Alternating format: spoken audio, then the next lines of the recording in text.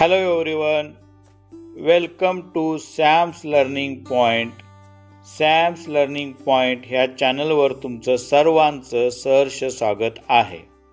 Dear student, माय English course book इयत्ता 10वी Marathi medium आणि सेमी मीडियम विद्यार्थ्यांकरिता असणारी खूप ह्युमरस कविता 2.3 द ट्विन्स हे आपण इथे समजून घेत आहोत. आता आपण समजून घेत आहोत द ट्विन्स.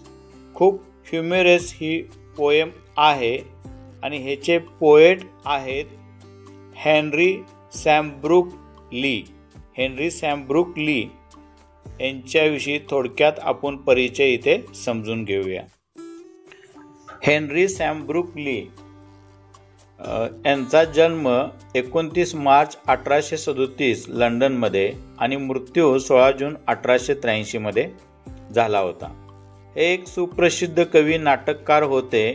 त्यांनी नाटके आणि कविता लिहिली.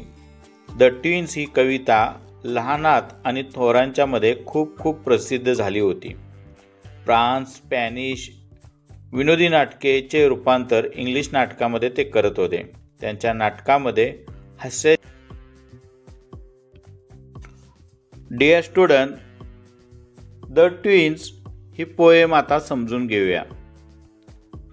In form and feature, face and limb, I grew so like my brother, that folks got taking me for him, and each for one another.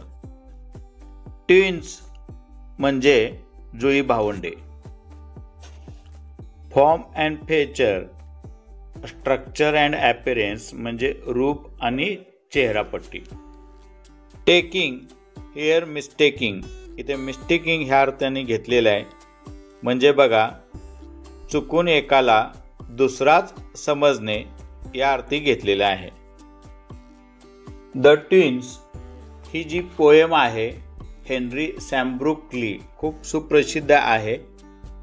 ही जी कविता आहे, ही कविता 2 जुळ्या भावापैकी एका मुलाचे मनोगत आहे. जुळेपणामुळे त्यांच्या आयुष्यात घडलेल्या गमतीजमतीविषयी काहीशा विनोदी, काहीशी व्यंगात्मक शैलीतून कवी आपले अनुभव मांडतो. बघा, इथे कवी आपल्याला काय सांगतात. एकसारखा बांधा आणि एकसारखी चेहरेपट्टी, मी व माझा जुळा भाऊ, आम्हा दोघांमध्ये थोडाही फरक नाहीये. लोक मला तो समजत आणि त्याला मी, नातेवाईक असो वा मित्रमैत्रिणी, सगळे नेहमी गोंधळात पडत. नेक्स्ट लाईन समजून घेऊया. It puzzled all our kith and kin, it reached a fearful pitch, for one of us was born a twin, it not a sorrowful new witch. हे बघा, it puzzled all our kith and kin. kith and kin म्हणजे मित्र व नातेवाईक. it reached a fearful pitch. pitch म्हणजे limit, परिसीमा किंवा मर्यादा. हे बघा, आपण आता ह्या पोएममध्ये काय समजून घेत आहोत किंवा काय समजलो आधीच्या सेंटेन्समध्ये आणि ह्या सेंटेन्समध्ये समजून घेऊया. एकसारखा बांधा आणि एकसारखी चेहरापट्टी, मी व माझा जुळा भाऊ, आम्हा दोघांमध्ये काही फरक नाही. लोक मला तो समजत आणि त्याला मी, नातेवाईक असो वा मित्रमैत्रिणी, सगळे नेहमी गोंधळात पडत. कधी कधी तर हा गोंधळ फारच टोकाला जाई. आमच्यामधला एक जण जुळा म्हणून जन्मला, पण तो कोण आहे कोणालाही सांगता येत नसे. नेक्स्ट पॅराग्राफ एक्स्ट्रॅक्ट समजून घेऊया. One day to make the matter worse before our names were fixed, as we were being washed by nurse, we got completely mixed, and thus you see my pet's decree or rather nurse him. My brother John got christened me and I got christened him. वर्स म्हणजे वाईट, decree म्हणजे order, फरमान, निवाडा. क्रिस्नड म्हणजे नामकरण केले. आणि Vim म्हणजे लहर किंवा हुक्की. इथे कवी काय म्हणतात बघा. एके दिवशी तर कहर झाला. नामकरण विधीच्या वेळी गोंधळ खूप उडाला. नर्सबाईने आंघोळ घालताना आमची आदलाबदल केली. आणि बघा, नशिबाचा खेळ म्हणा किंवा नर्सबाईचा घोळ. माझ्या भावाचे नाव ठेवले मला आणि माझे नाव जॉन दिले त्याला. This fatal likeness even dogged my footsteps when at school, and I was always getting flogged, for John turned out a fool. I put this question fruitlessly to everyone I knew. What would you do if you were me, to prove that you were you? Fatal म्हणजे हानिकारक, harmful leading to disaster or death. Dogged म्हणजे पिच्छा न सोडणारा. Flogged म्हणजे चोप, मार बसला, beaten up. Fruitlessly म्हणजेच निरर्थकपणे. आता आपण या पॅराग्राफचा मराठीमध्ये भावार्थ समजून घेऊया. या कमालीच्या सारखेपणामुळे शाळेत सुद्धा माझी साथ सुटली नाही, पाठ सुटली नाहीये. माझा जो भाऊ जॉन होता तो काही खोड्या करायचा आणि मार मला बसायचा. मला ठाऊक आहे माझा प्रश्न व्यर्थ आहे, निरर्थक आहे.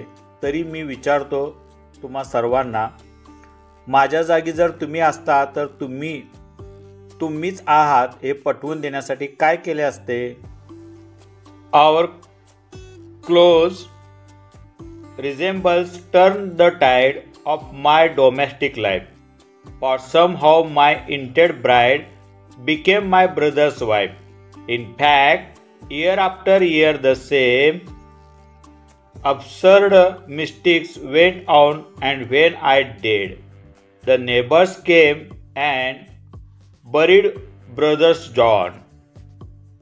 Resembles लाइकनेसेस म्हणजे सारखेपणा किंवा साम्य. Turn the tide, change the situation म्हणजे परिस्थिती बदलली. ब्युरिड म्हणजे दफन करणे किंवा पुरणे. Now here this paragraph, the narrator's domestic life was affected by this close resembles, for it turned out that the girl he intended to marry became his brother's wife. Year after year the same absurd mistakes went on, with the result that when the narrator died, the neighbors came and buried his brother John, mistaking him for the narrator himself. बघा, इथे narrator म्हणजे हे कवी, निवेदक आपल्याला काय सांगतात बघा. आमच्यातला हा निकट साम्याने दिली आमच्या खाजगी आयुष्याला देखील कलाटणी. कसे कोण जाणे, पण माझी होणारी वधू ही भावाची पत्नी झाली. अशाच वर्षानुवर्षे घडत राहिलेल्या विचित्र गडबडी गमती अखेर अशी हद्द झाली. कसं हद्द झालं? मी मरण पावलो. खरं हे अवास्तविक आहे. मी मरण पावलो, पण दफन केले शेजाऱ्यांनी, मी समजून माझ्या जॉन भावाला. Dear student, the twins Henry Sambrooke Leigh यांनी लिखित ही कविता आपण इथे खूप सोप्या भाषेमध्ये समजून घेतलेला आहे. या कवितेचा भावार्थ आपण इथे समजून घेतलेला आहे. विद्यार्थी मित्रांनो, ही कविता तुम्हाला आवडली असेल तर लाईक करा आणि तुमच्या फ्रेंड सर्कलमध्ये जास्तीत जास्त शेअर करा. या चॅनलवर नवीन असाल तर आत्ताच चॅनलला सबस्क्राईब करा. पुढील व्हिडिओमध्ये आपण याच पाठावरील इंग्लिश वर्कशॉप आणि मार्जिन क्वेश्चन बघणार आहोत. धन्यवाद.